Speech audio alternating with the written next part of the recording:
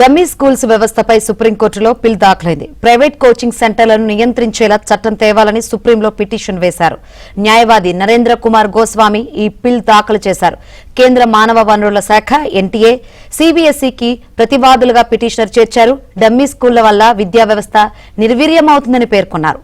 రికార్డులోనే స్కూళ్లలో విద్యార్థులు ఉంటున్నారని, రోజంతా కోచింగ్ సెంటర్లకే పరిమితం అవుతున్నారని తెలిపారు. స్కూల్ హాజరు నిబంధనలను కఠినంగా అమలు చేసి డమ్మీ స్కూళ్లను రద్దు చేయాలని డిమాండ్ చేశారు.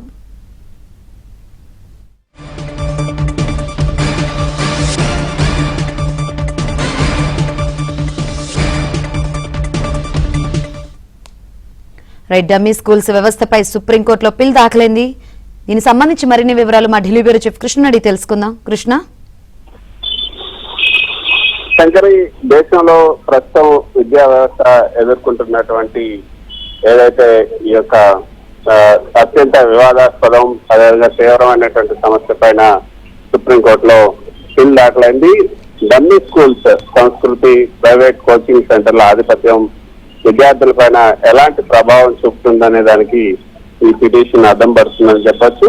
న్యాయవాది నరేంద్ర కుమార్ గోస్వామి దాఖలు చేసినటువంటి ఈ పిల్ దేశ విద్యా వ్యవస్థలో వేళ్లూనుకుపోయినటువంటి సమాంతర విద్యా వ్యవస్థను, అంటే ప్యారలల్ గా ఉన్నటువంటి సమాంతర విద్యా వ్యవస్థను ఎత్తి చూపుతుందని చెప్పొచ్చు. ఏదైతే కేంద్ర విద్యాశాఖ, అదేవిధంగా నేషనల్ టెస్టింగ్ ఏజెన్సీ ఈ రెండింటినీ ట్రాక్ చేస్తూ ఇందులో చెప్పడం జరిగింది. National testing agency, central board of secondary education ఈ రెండింటినీ కూడా ప్రతివాదులుగా చెప్పారు. విద్యార్థులు కేవలం కాగితాలపై మాత్రమే పాఠశాలల్లో ఉంటున్నారు. అయితే వాళ్ళు కానీ వాస్తవానికి వారు రోజంతా కూడా కోచింగ్ సెంటర్ లో గడుపుతున్నారు. దీనివల్ల సాధారణ పాఠశాల విద్యా వ్యవస్థ నిర్వీర్యం అవుతుంది. కోచింగ్ సెంటర్లు భారీ ఫీజులు వసూలు చేయడం వల్ల కేవలం డబ్బుల వారికే నాణ్యమైనటువంటి శిక్షణ అందుతుంది. ఇది పేద విద్యార్థులకు రాజ్యాంగబద్ధంగా దక్కాల్సినటువంటి సమాన అవకాశాలను దెబ్బతీస్తుందని కూడా పిటిషనర్ పేర్కొన్నారు.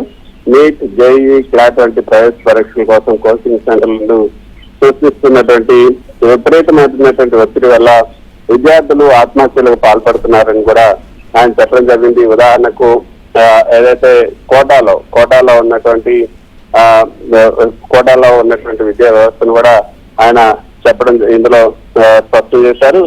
ఈ డమ్మీ స్కూల్ వల్ల చాలా నష్టం జరుగుతుంది కాబట్టి వీటిని నాన్ అటెండింగ్ స్కూల్స్ అని కూడా అంటారు. అనేవి ఒక అప్రచికిత్స ఒప్పందంగా ఆధారంగా కూడా నడుస్తున్నాయి. ప్రైవేట్ కోచింగ్ సెంటర్లు కొన్ని గుర్తింపు పొందినటువంటి పాఠశాలలు, ముఖ్యంగా సిబిఎస్ఈ, స్టేట్ బోర్డ్ లోపాయికారి ఒప్పందం కూడా కుదుర్చుకుంటున్నాయి. విద్యార్థి ఆ స్కూల్కి ఒక్కరోజు కూడా వెళ్లాల్సినటువంటి అవసరం లేదు. కానీ స్కూల్ రికార్డులో మాత్రం 75% కంటే ఎక్కువ హాజరుగా చూపిస్తున్నారు.